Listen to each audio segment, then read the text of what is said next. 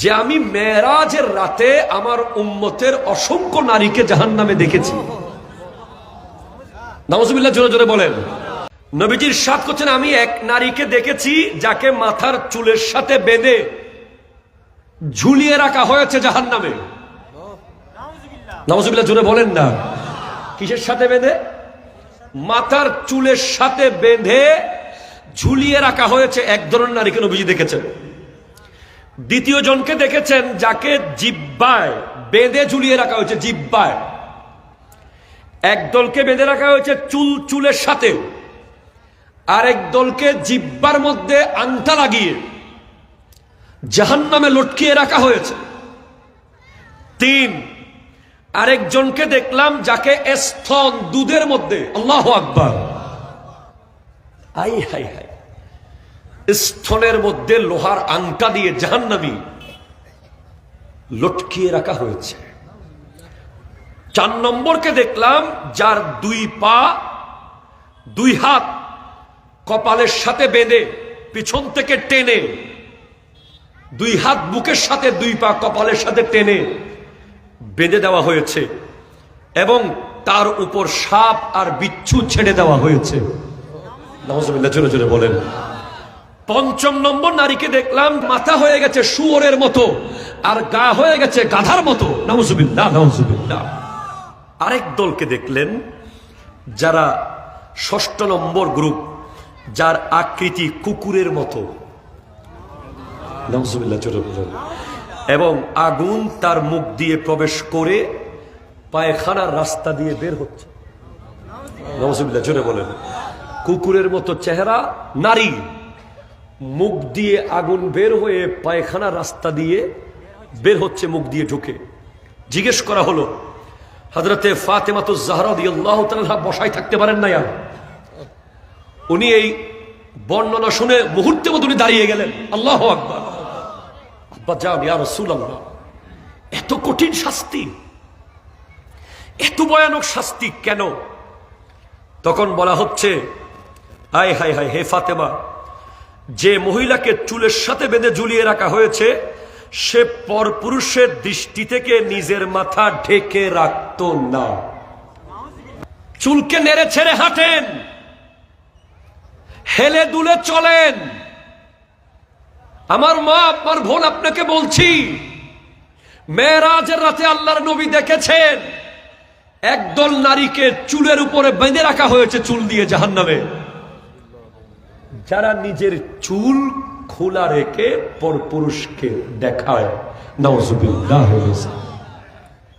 দুই, যেই নারী, দ্বিতীয় নারী, যেই মহিলাকে জিহ্বার মধ্যে বেঁধে রাখা হয়েছে, তার অপরাধ, সে তার স্বামীকে তিক্ত কথা বলে আঘাত করত।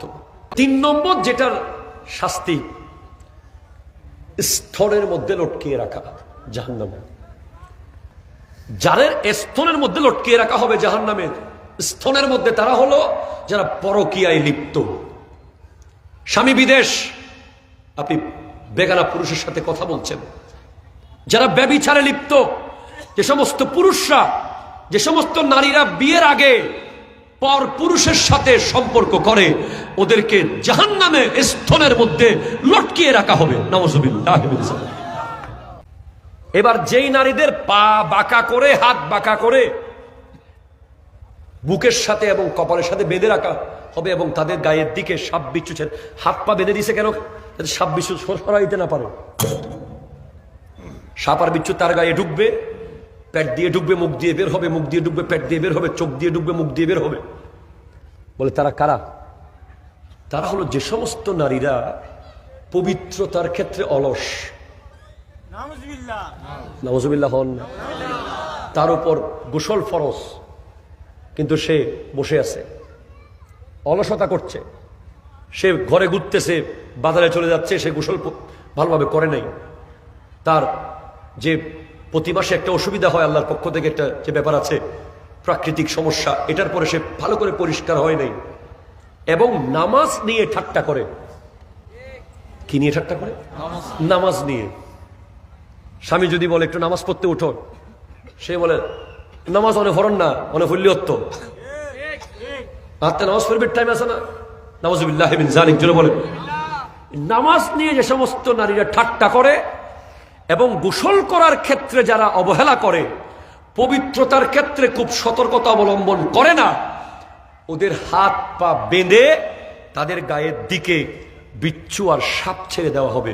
নাউযুবিল্লাহি মিন যালিক, নাউযুবিল্লাহি মিন যালিক। এরপর পঞ্চম নারী, যার মাথা শূকরের মতো হবে এবং শরীর গাধার মতো হবে, যে চুগুলখুরি করে আর মিথ্যা বলে। নাউযুবিল্লাহ, নাউযুবিল্লাহ। স্বামীর কথা,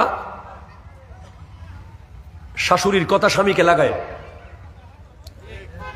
ও আসে না এখন না, শ্বশুর বাড়ির কথা বাপের বাড়িতে লাগায়। চুগুলখোর। অসংখ্য নারীরা পুকুর ঘাটের চাল ধুইতে গেলে অমুকুর গরত কি, তমুকুর গরত কি করছি, অমুকুর ফুয়া কি হাই, তমুকুর ফুয়া কি বিয়ে করছি। নাউযুবিল্লাহ, নাউযুবিল্লাহ, নাউযুবিল্লাহ, জোরে বলেন। যে সমস্ত নারীরা চুগুলখুরি করে আর মিথ্যা বলে, কি করে বলেন তো? চুগুলখুরি করে, আর তাদের চেহারা হবে কুকুরের মতো, শরীর হবে গাধার মতো। নাউযুবিল্লাহ। লাস্ট আরেক দল নারী, যাদের মুখ দিয়ে আগুন ঢুকিয়ে দেওয়া হচ্ছে, ওরা হলো যারা উপকার করে খোটা দেয়। কি করে খোটা দেয়? উপকার করে। বেশিরভাগ খোটা স্বামীটাকেই দেয়। তল্লা হম বুঝি না, ওনারা বাজায় নিয়ে দিল না, চা বানাই দিল না, ওনার গরম দেখ ঘুরে দিল না, ওনার ফুয়া ফালি দিল না। কথা বলেন ঠিক কিনা, জোরে বলেন। আপনার ঘরে সে কি পাইলাম? সারা জীবন শুধু করতেই গেলাম। পাশের বাসায় 22 ক্যারেট স্বর্ণ দিল দুবাই থেকে, আপনি কি দিচ্ছেন? এই ধরনের নাফরমানি, বেসবর, বেশুকর হওয়া যাবে না, ঠিক কিনা, জোরে কথা বলেন। খোটা দেওয়া যাবে। তাহলে বুঝতেই পারলেন জাহান্নামে আমার নবী কি দেখলেন, কি বর্ণনা করলেন। আল্লাহ তাআলা আমার মা বোনদেরকে এরকম কঠিন শাস্তি থেকে রক্ষা করুক।